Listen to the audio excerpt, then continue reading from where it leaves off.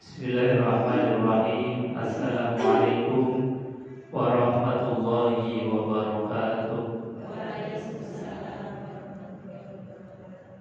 Bismillah, innal hamdalillah nahmaduhu wa nasta'inuhu wa nastaghfiruh wa na'udzu billahi min shururi anfusina wa sayyiati a'malina. May yahdihillahu fala mudilla lahu wa may yudlil fala hadiya lahu. Rabbi ishrah li sadri wa yassir li amri wahlul 'uqdatam min lisani yafqahu qawli. Ibu-ibu pengajian Darul Ilmi Masjid An-Nur Dawangi yang dimuliakan Allah Subhanahu wa taala. Setuju sehat ibu-ibu?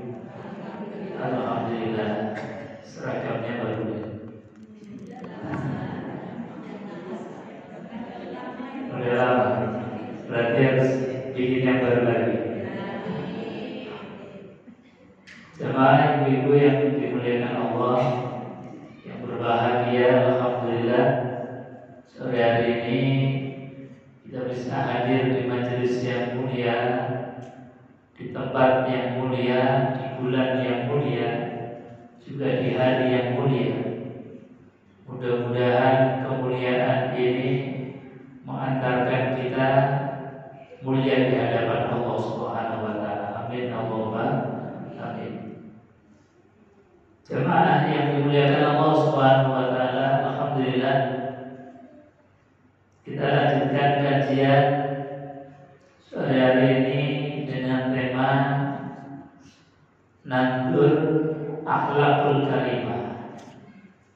Kita menanamkan akhlak mulia sebagaimana baginda Rasulullah sallallahu alaihi wasallam itu diutus oleh Allah, innama bu'istu liutammima makarimal akhlak. Kanjeng Nabi dawuh, innama bu'istu satemene aku diutus oleh Allah liutammima makarimal akhlak, kagem nyempurnaaken akhlak ingkang mulia.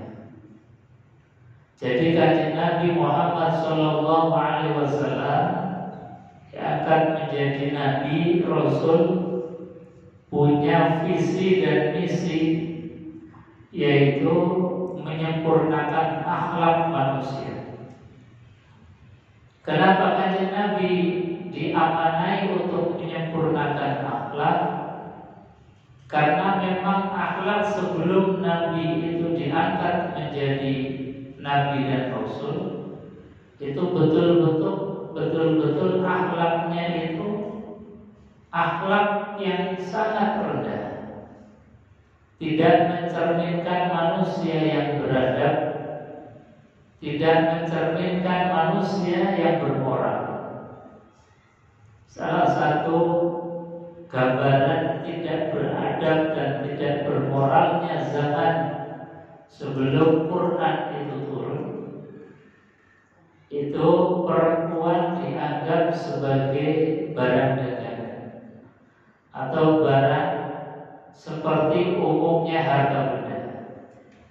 Ketika suami itu meninggal dunia, itu istri bisa diwaris anaknya. Kira-kira tegel orang. Ini adalah satu hal yang sangat tidak beradab. Bahkan dalam sirah Nabi, sejarah kita baca, ketika seorang ibu melahirkan seorang anak perempuan, itu pilihannya dua. Pilihannya kalau anak perempuan yang baru lahir ini kemudian mau diopeni sampai besar, maka dengan konsekuensi harus menanggung malu, karena saat itu ada satu tradisi kalau punya anak perempuan itu dianggap aib. Dianggap apa? Aib.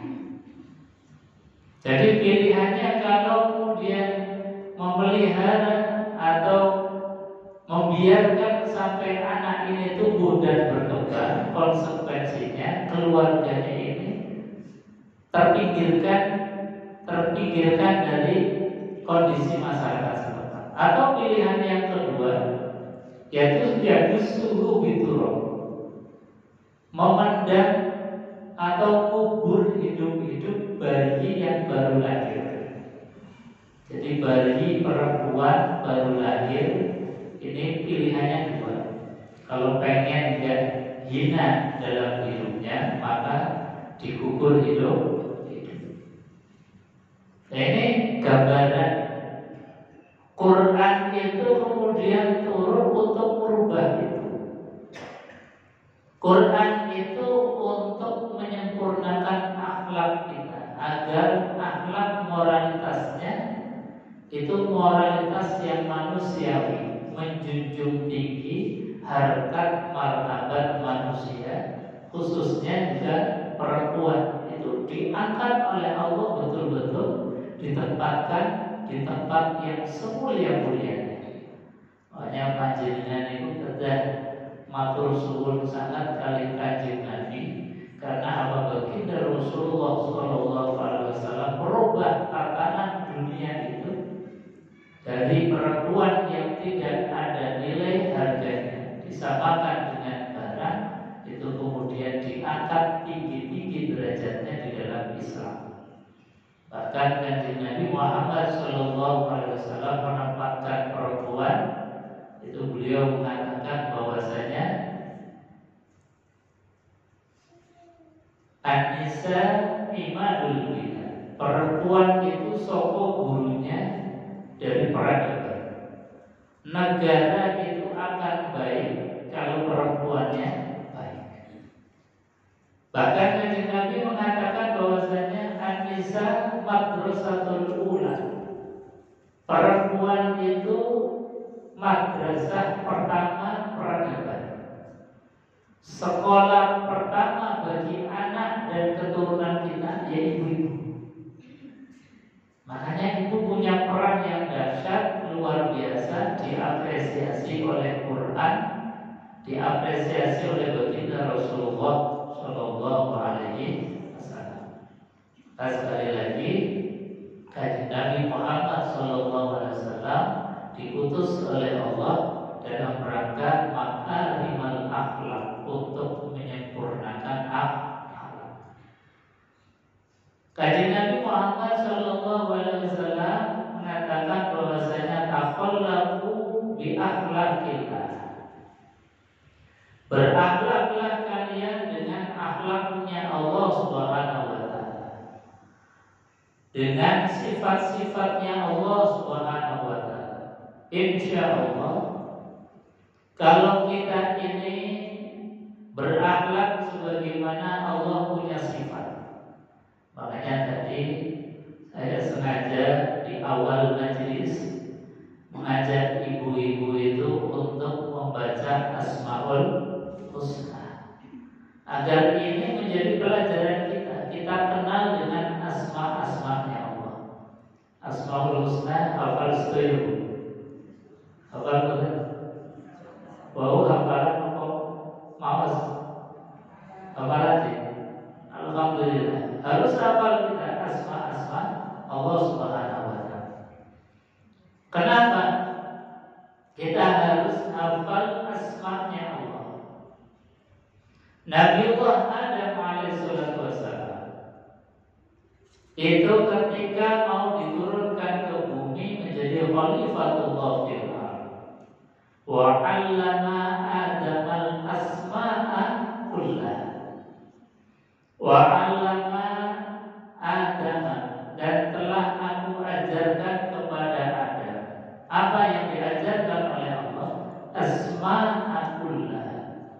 Asma di antara makna ini para ulama yang diajarkan oleh Allah kepada Nabiullah Adam adalah al-asma'ul husna, nama-nama dan sifat-sifatnya Allah Subhanahu wa taala. Itu diajarkan Quran.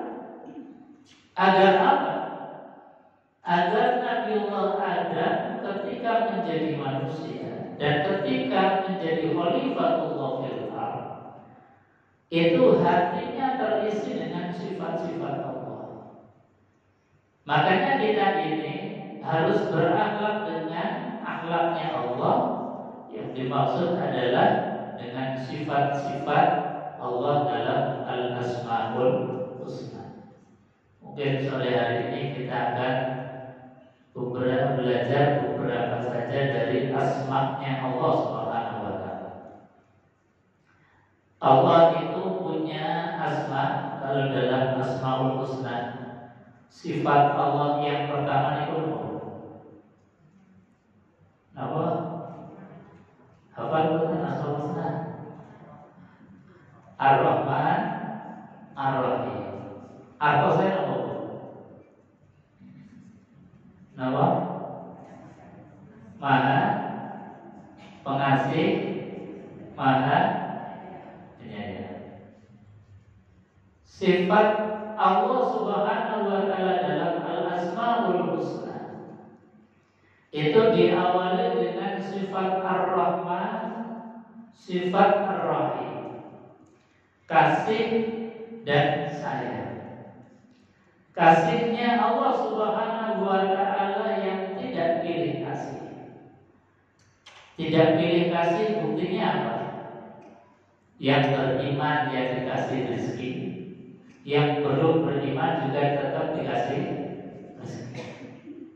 Yang beriman dikasih hidup, orang yang belum beriman pun dikasih hidup. Itu namanya sifat Allah yang Ar-Rahman, yang Maha Pengasih. Pengasihnya Allah tidak pilih kasih. Siapa saja diberi oleh Allah Subhanahu wa taala, yang sudah kenal Allah maupun yang belum, yang taat maupun yang ahli maksiat, yang iman maupun yang kafir, semuanya diberikan rahmatnya Allah Subhanahu wa taala. Makanya kita belajar sifat rahmatnya Allah itu kita tanamkan di dalam hati kita, agar kita berkasih sayang itu tanpa pandang bulu. Ketika kita berkasih sayang, tidak usah kemudian menanyakan dulu. Misalnya ada orang kecelakaan, ditanya dulu agamanya apa. Gak usah. Karena apa? Itu bentuk rahmatnya Allah yang harus kita dapatkan. Ketika ada orang susah, gak usah ditanya kamu rajin sholat apa enggak. Pokoknya selagi manusia, selagi makhluknya Allah, berikan yang terbaik. Mudah-mudahan dengan ikhlasnya kita di dalam nolong, yang belum dapat hidayah mendapatkan hidayah. Yang belum sergap sholatnya tambah rajin sholatnya. Yang belum iman berubah menjadi iman. Nah, itu namanya menginternalisasi atau memasukkan sifat rahmannya Allah di dalam kehidupan kita. Nah, rahimnya Allah Subhanahu wa taala itu kata para ulama adalah nanti akan diberikan Allah di akhirat, yang imbangan sifat rahman dengan rahim. Rahmat itu hanya 1%-nya saja, sementara yang rahim itu 99%. Yang rahmatnya Allah di dunia ini 1% dibagi sekian miliar semua makhluknya Allah dapat. Yang iman dapat, yang gak iman dapat, yang taat dapat, yang ahli maksiat juga dapat. Itu di dunia. Itu saja kita sudah bisa merasakan nikmatnya Allah, rahmatnya Allah yang begitu luar biasa. Apalagi rahimnya Allah yang nanti di akhirat yang 99 khusus untuk orang yang beriman. Makanya kita punya harapan besar mendapatkan rahimnya Allah Subhanahu wa taala di akhirat. Dengan tadi gambaran nikmat di akhirat itu rahimnya Allah di dunia saja, yang tadi 1% dibagi sekian, semua makhluknya Allah mendapatkan bagian dari rahmatnya Allah Subhanahu wa ta'ala. Jamaah yang dimuliakan Allah. Kemudian ada sifatnya Allah lagi, yaitu namanya As-Salam. Sebagaimana kita sering dengar dan sering mengucapkan, kalau kita ketemu mengucapkan Assalamu alaikum, artinya keselamatan atas kalian atau keselamatan untuk kalian. Assalam itu adalah sifatnya Allah Subhanahu wa ta'ala. Sifatun min sifatillah. Salah satu sifatnya Allah yang harus senantiasa ada di dalam hati kita, yang harus ada di dalam lisan kita, yang harus ada dalam pikiran dan semua anggota tubuh kita, harus mencerminkan sifat as-salam.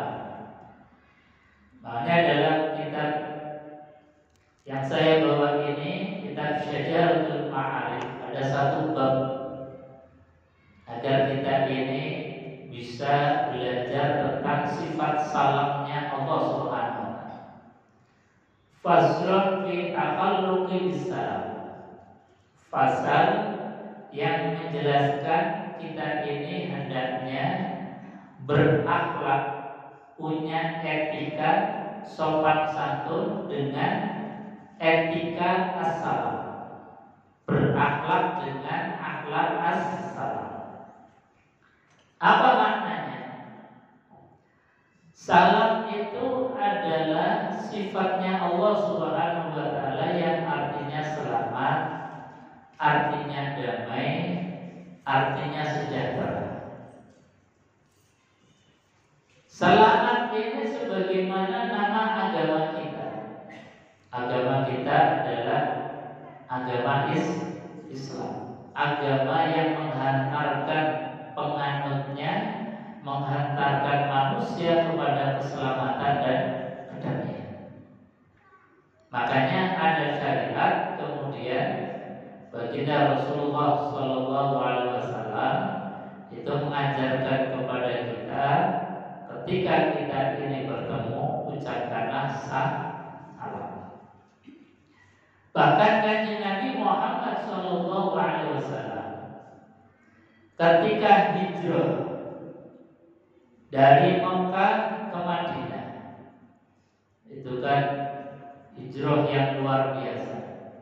Ketika Nabi datang bersama Abu Bakar As-Siddiq yang menemani beliau, itu di perbatasan Madinah, orang-orang Madinah, baik yang sudah beriman maupun yang belum beriman, karena penduduk Madinah kala itu masih ada Yahudi, masih ada Nasrani, dan sebagian itu sudah masuk Islam.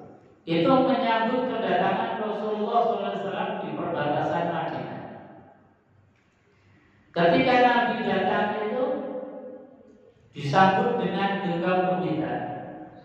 Dalam riwayat disebutkan dengan syair tola'al badru alaina bin saniyatil wada wajib syukru alaina mada'a lillahi itu ungkapan kegembiraan syair dalam menyambut baginda Rasulullah SAW.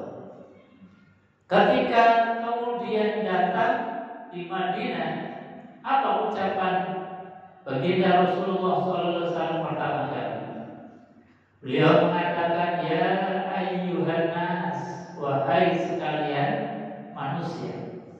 Karena memang yang menyambut beliau kala itu bukan hanya orang Muslim saja, tapi penduduk Madinah yang masih kafir, ya ada Nasrani, ada Yahudi, itu menyambut Rasulullah. Makanya Nabi bahasanya yang beliau manggil itu ya ayyuhan nas, wahai sekalian manusia.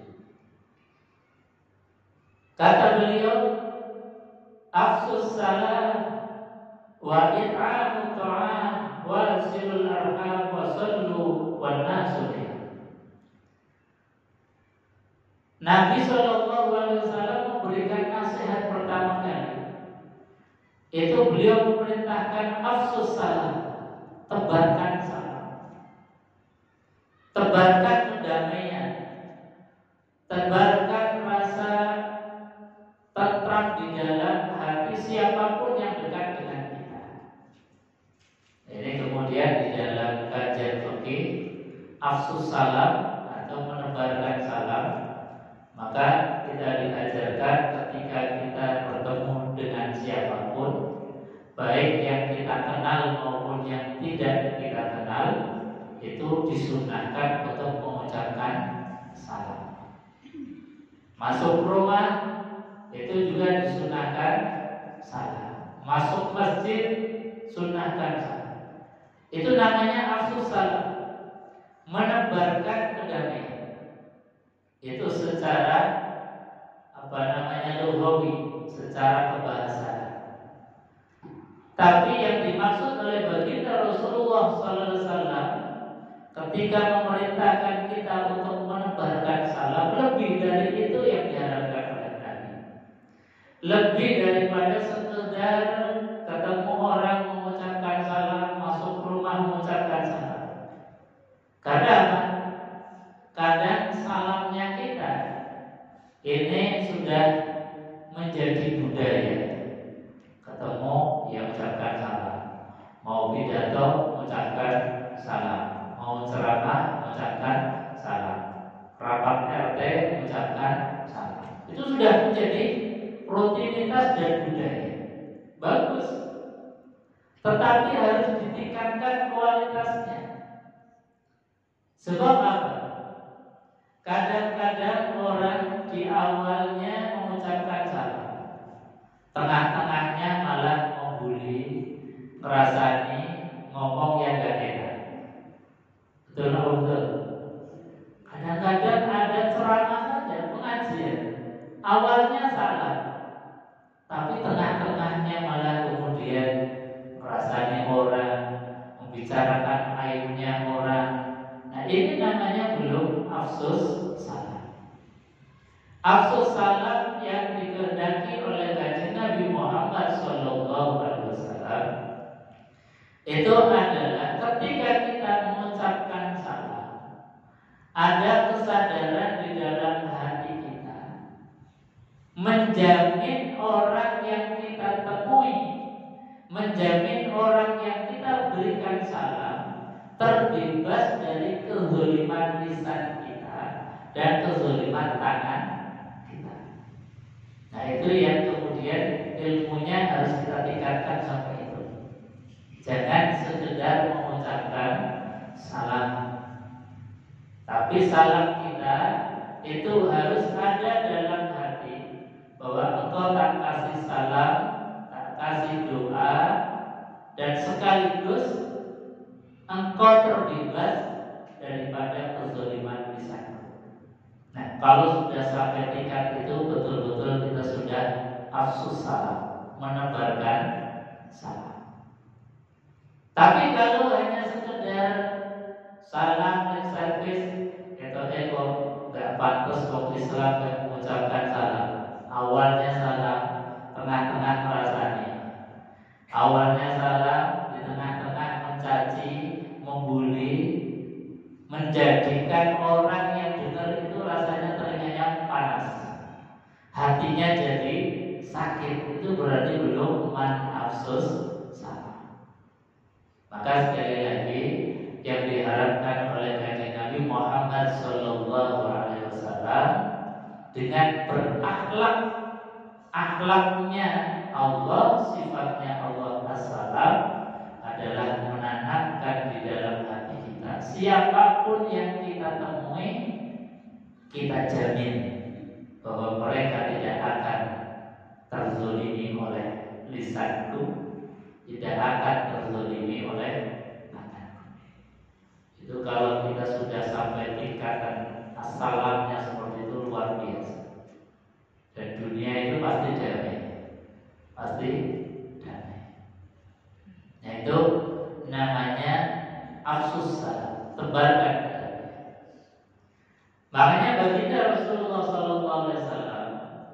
ketika ditanya siapa sih muslim sejati, orang Islam sejati itu yang seperti apa? Baginda Rasulullah SAW menjawab dengan kalimat simpel, mudah dipahami, dicerna. Beliau mengatakan al-muslimu man salimal muslim min lisanihi wa yadihi. Muslim sejati itu, kata Kanjeng Nabi, ini Kanjeng Nabi yang mengatakan, adalah ketika muslim yang lain terbebas dari kezaliman lisan dan tangan. Artinya tadi kita menjamin ketika mengucapkan Assalamualaikum warahmatullahi wabarakatuh, artinya saya menjamin panjenengan tidak akan tersakiti oleh lisanku dan tidak akan tersakiti oleh tangan. Itu penjaminan ini yang luar biasa. Nah, sekali lagi kita di dalam bermasyarakat masih salam yang sifatnya budaya, salam yang sudah menjadi tradisi. Baik, bagus, tapi pelajarannya harus ditingkatkan.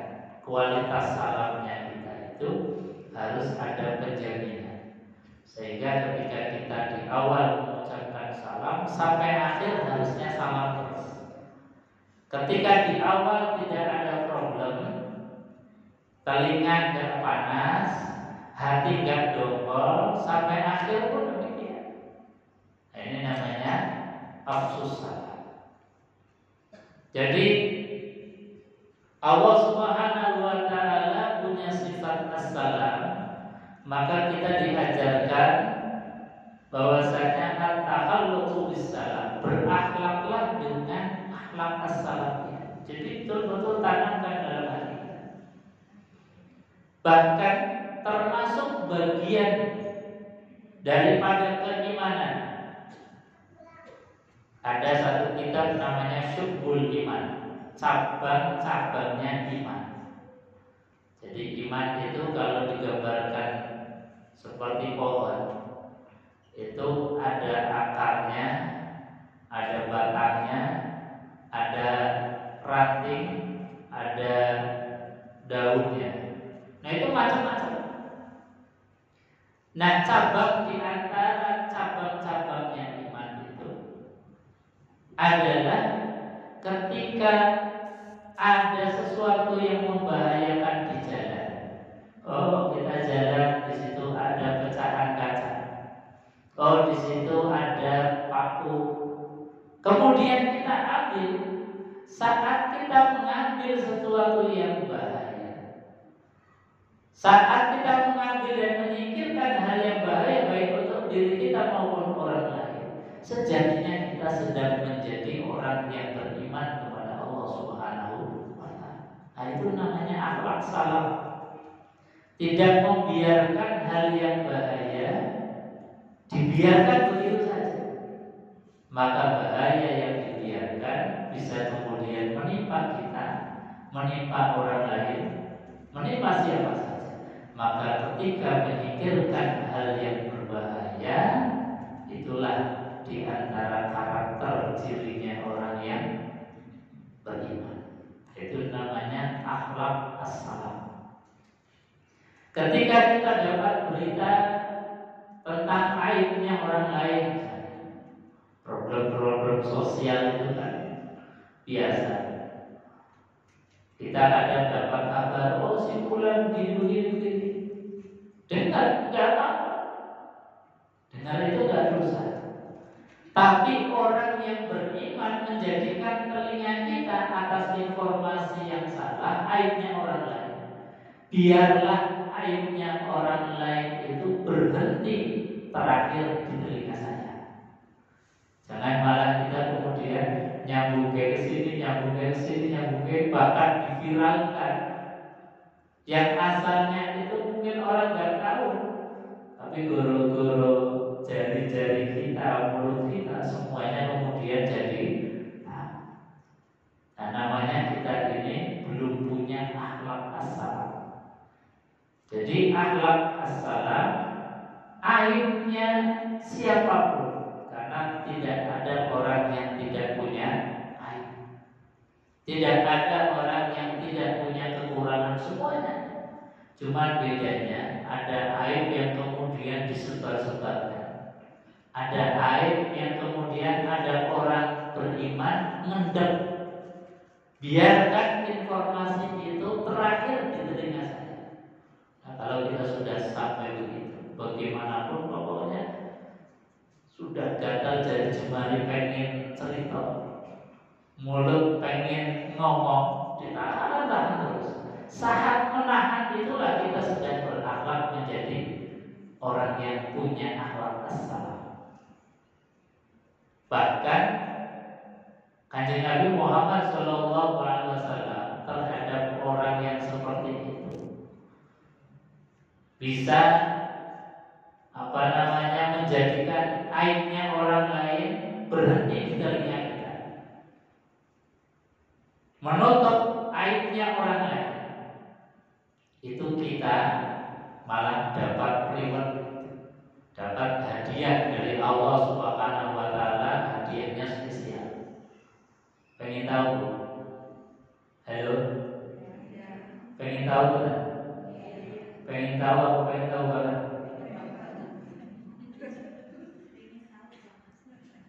Kata Kanjeng Nabi Muhammad sallallahu alaihi wasallam, ini hadiahnya orang yang bisa nutupi aibnya orang lain. Nabi mengatakan, man satara musliman satarallahu yaumal qiyamah uyubahu. Barang siapa yang nutupi aibnya orang lain, maka nanti di akhirat Allah tutupi aibnya, dan juga Allah tutupi dari panasnya api neraka. Ini kan sebetulnya ada pahala. Jadi kalau kita dapat informasi jeleknya orang lain, alhamdulillah, saya mendapat sesuatu yang tidak baik, tapi gak akan saya ceritakan kepada orang lain, karena kalau saya ceritakan kepada orang lain, saya gak dapat apa-apa dari Allah. Saya gak dapat reward dari Allah Subhanahu wa taala. Biarkan informasi jelek itu terakhir di telinga kita. Jangan diterus-teruskan kepada orang lain. Nah, itu namanya akhlak as-salam. Jadi akhlak ini harus dilatih terus-menerus, gak bisa instan. Menebarkan damai, bahkan yang paling ringan, mengucapkan salam setiap kali kita bertemu saja, itu kalau gak dilatih benar. Ketemu orang salam bukan hanya lisannya, tapi juga tangan kita musafahah sebagai bentuk asli, bentuk kita ini ada penjaminan bahwa yang kita temui tidak akan aku ganggu. Itu kan luar biasa. Jadi akhlak salam ini harus kita budayakan. Ketemu dengan siapapun ucapkan salam, tapi sekali lagi jangan berhenti di situ. Harus ada penjaminan orang yang kita doakan dengan assalamualaikum, itu jangan sampai kemudian ada residu ampas yang kemudian menyakiti hati orang yang kita temui. Kalau ketemu sih salam, tapi salam munek-munek guli, itu namanya belum salam. Jadi kalau salam doakan keselamatan, ya artinya mereka harus selamat betul. Lah apa artinya kita mengucapkan salam kalau pulang ketemu kita telinganya tambah panas, hatinya tambah double? Itu namanya kita tidak mendoakan assalamualaikum. Jamaah yang dimuliakan Allah Subhanahu wa taala. Itu pesan Nabi ketika baru hijrah ke Madinah. Ya ayyuhan nas afsus salam, tebarkan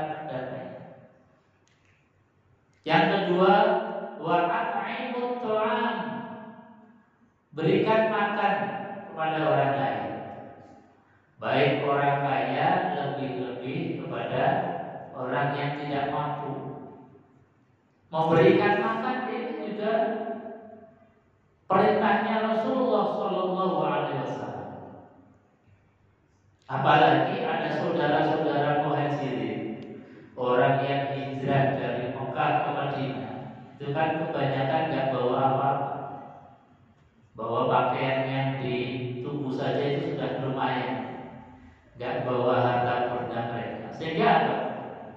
Nyaris kemudian andai kata tidak ada saudaranya, yaitu kaum Ansor, penduduk Madinah asli yang beriman yang menolong mereka, maka kaum muhajirin ini bisa apa?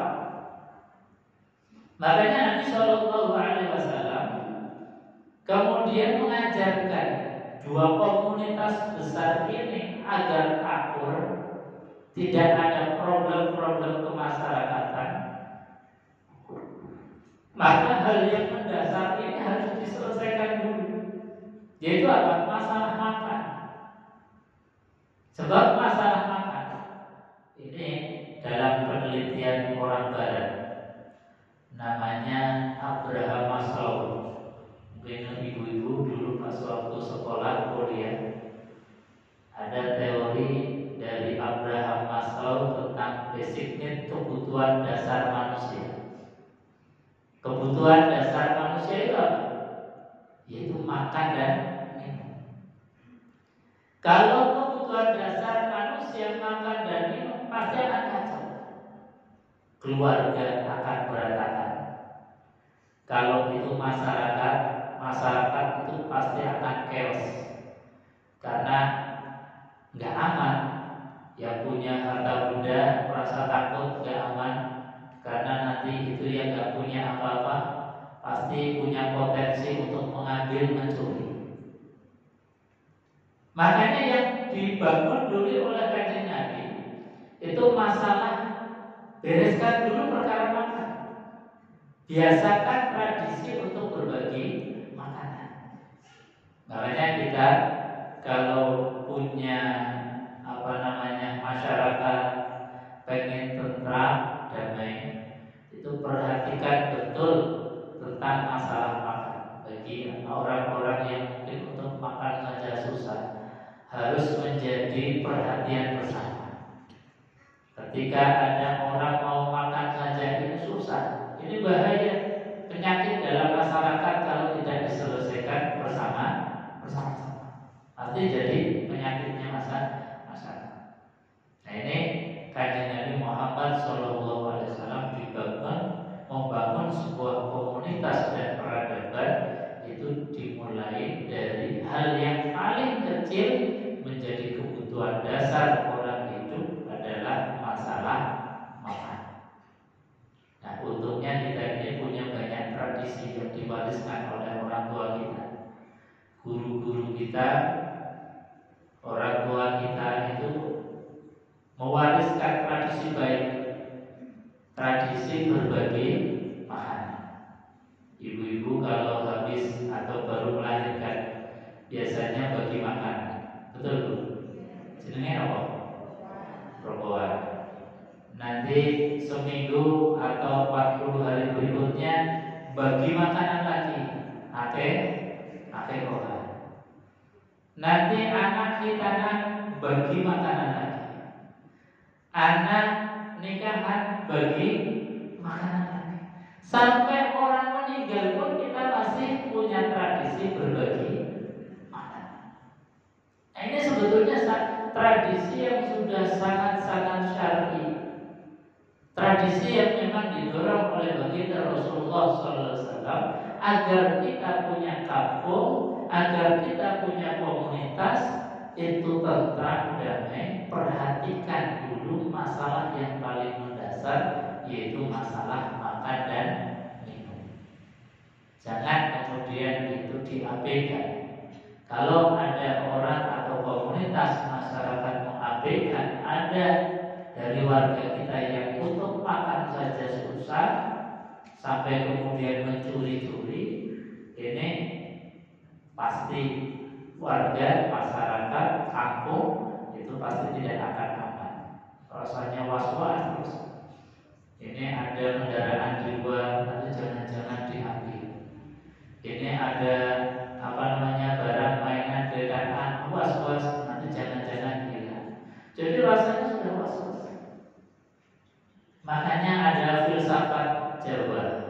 Orang tua kita itu punya unek-unek yang jadi filsafat hidup kita. Orang tua kita mengatakan bahwasanya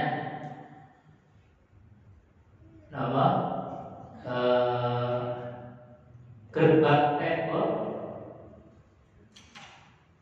itu lebih rapuh dibandingkan dengan gerbang mangkok, atau gerbang mangkok itu lebih kuat daripada gerbang tembok. Maknanya kalau rumah kita itu dibangun dengan tembok keliling yang kuat, fondasi yang kuat, tapi nuwun sewu, cekil, berpikir, pelit, tidak suka berbagi, maka rasanya kemudian tetangga nggak mau tahu. Tetangga kemudian merasa terserah, mau kehilangan, mau kemalingan, mau apa, nggak urus. Tapi coba kalau kita punya rumah, meskipun nggak ada gerbangnya, nggak ada tembok kelilingnya, tapi kita suka berbagi kepada tetangga, berbagi makanan, pasti tetangga itu akan ikut mengawasi keadaan kita. Ketika kita mungkin pergi, ada orang yang datang, itu diawasi, ditanya, Mas, mau ketemu siapa? Jadi ikut mengamankan. Nah, itu satu gambaran pelajaran filosofi dari orang-orang tua kita yang begitu luar biasa. Artinya apa? Kita mendidik diri masyarakat kita ini menanamkan satu akhlak fitaqalluqi bisalam. Hendaknya kita punya akhlak yang suka menebarkan kedamaian. Yang ketiga, pesan Rasulullah SAW ketika berhijrah, wasilul arham. Kata Kanjeng Nabi, sambunglah tali silaturahim. Jangan memutuskan hubungan. Setidak cocok-cocoknya kita dengan orang lain, semarahnya kita dengan orang lain, dengan tetangga, dengan saudara, jangan sampai kemudian memutuskan hubungan tali silaturahim. Karena apa? Menjalin silaturahim itu adalah networking yang luar biasa. Kita tidak akan bisa hidup sendiri kecuali dengan orang lain. Kita tidak bisa makan kecuali makanan itu prosesnya panjang dari orang-orang baik yang kita kenal maupun yang tidak kita kenal.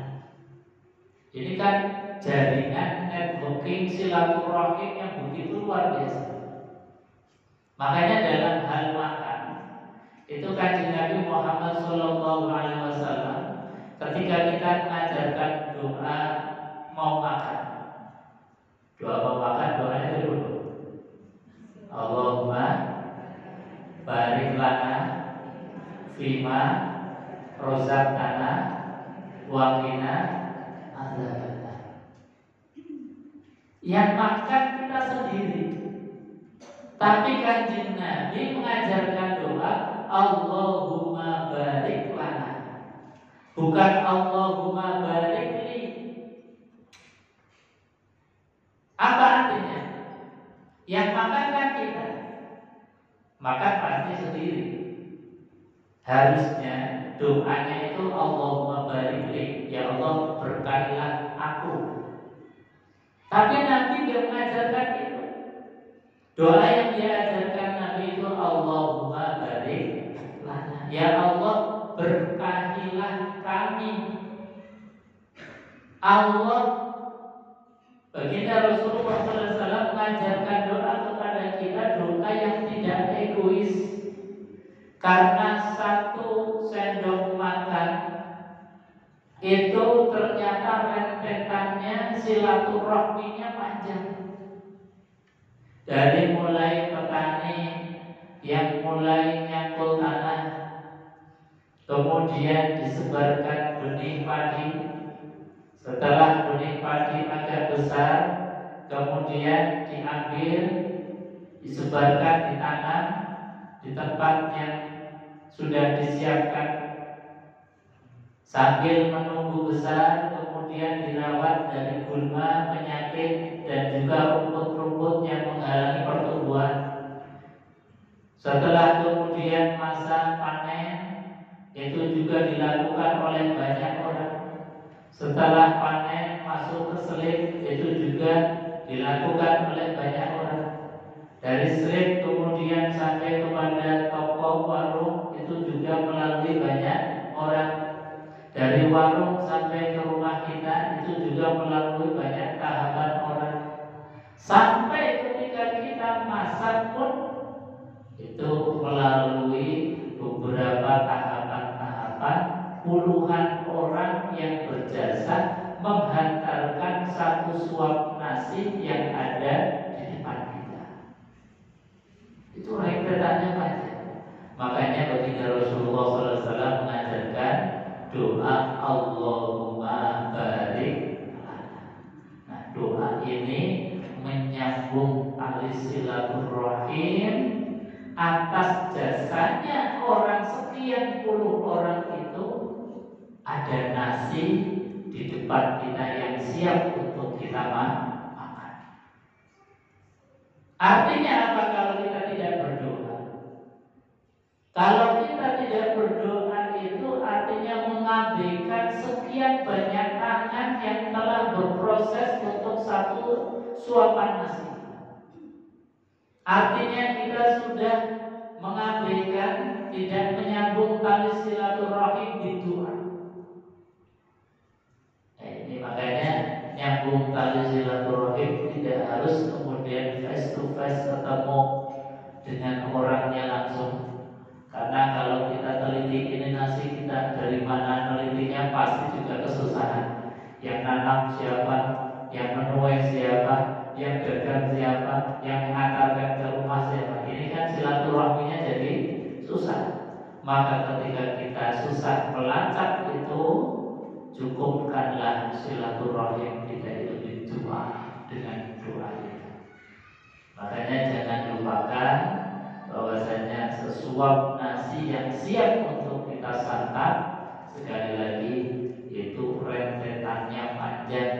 Makanya agar semuanya dapat berkah, dari mulai yang nanam, merawat, menuai, menjual, mengantarkan ke kita, agar semuanya dapat barokah.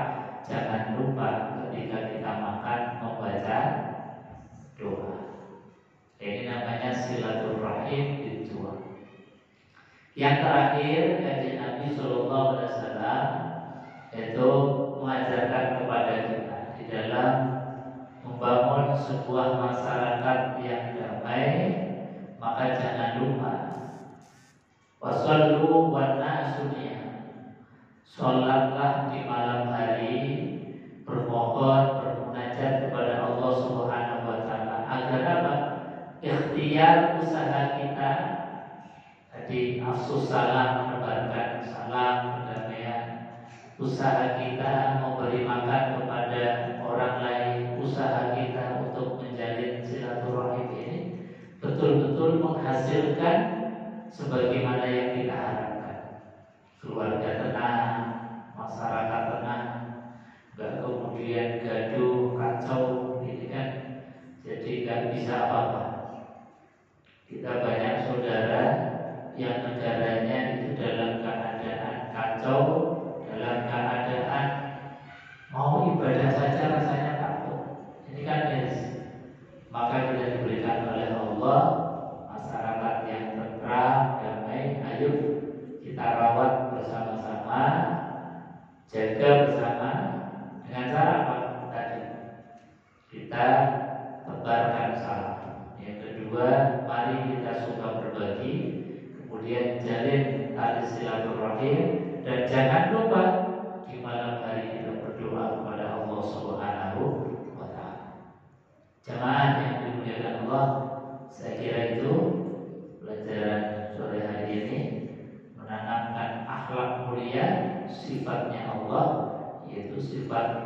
Waalaikumsalam. Mudah-mudahan ada manfaat